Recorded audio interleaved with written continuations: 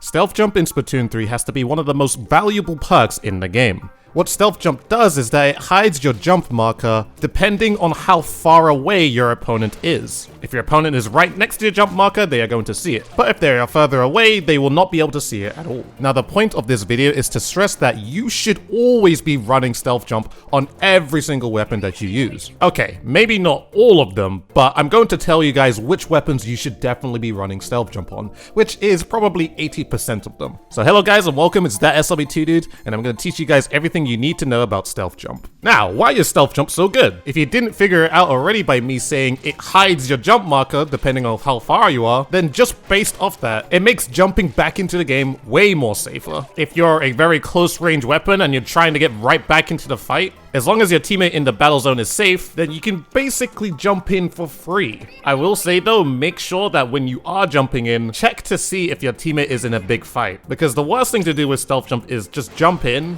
when your teammate is in a close range fight, because if they don't win that close range fight, then your jump is basically wasted. Let's say if your teammate's in a mid-range fight or a longer range fight, that's where Stealth Jump can come in because your jump should be safe and unknown to the enemy. As you can see here, this is how close you need to be able to see a Stealth Jump. And this is how far away you can be for a Stealth Jump to not be visible. So this perk honestly is amazing against longer range targets. One weapon that is very prominent and takes advantage of taking out jumps are charges, mainly the Splat Charger or the E-liter. If you've been jumping in and constantly dying to these weapons, you probably should be wearing Stealth Jump because that will eliminate that entire factor the good majority of the time, unless of course that charger is really close up to your jump. And not only charges, basically every single longer range weapon in the game. Whether it's a Splattershot Pro, a Jet Scorcher, a 96, a Squeezer, Heavy Splatling, Hydra Splatling, every single one of these weapons that play within their range are not going to see your Stealth Jump. So in a large majority of situations, you are just way safer, which is why you need to be using this perk. Now, this is amazing and it sounds great, but there are some repercussions with Stealth Jump. This is the time it takes to jump in normally into the game. This is the time it takes for a Stealth Jump to jump into the game.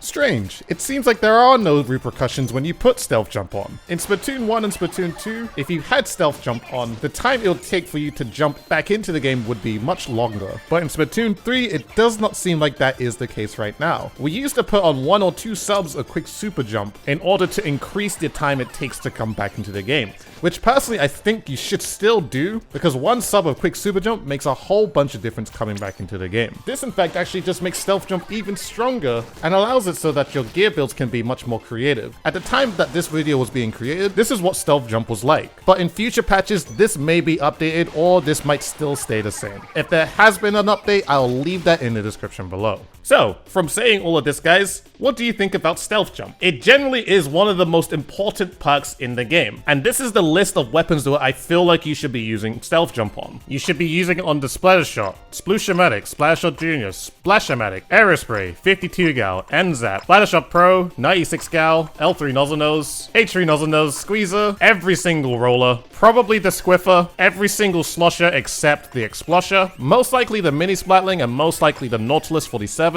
every single dually, every single Brella weapon, every single blaster except the Rapid Blaster Pro, both the ink brushes, none of the stringer weapons, and both the Splatana weapons. Now basically every weapon I mentioned, you're pretty much good to go ahead and put some Stealth Jump on. But the weapons I left out are mainly backline weapons, meaning that these weapons are going to play behind your teammates a good majority of the time. And all of them are also very unlikely to jump in a very close combat situation. Most of the time these weapons are focusing on staying alive more than anything, and whenever they do die, the majority of the time you'd want to actually just jump back from your normal spawn. It doesn't mean that you can't run Stealth Jump in any of these weapons.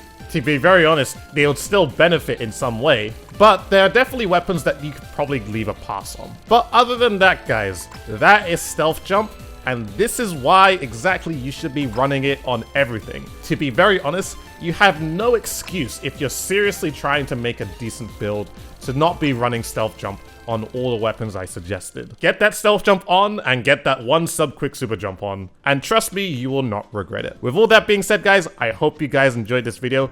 Please consider subscribing to the channel. We are ridiculously close to 100,000 subscribers and I'd love to hit it. So make sure to go ahead and subscribe to the channel. And of course, for more videos as well. Don't forget to like the video and also check the description out. Check my Twitch and Twitter and follow them. Do it for both of you for feeling generous. And also join the public Discord server where you can go ahead and talk to myself about more Splatoon 3. And it's also the greatest place to be notified whenever I go live for a Twitch stream.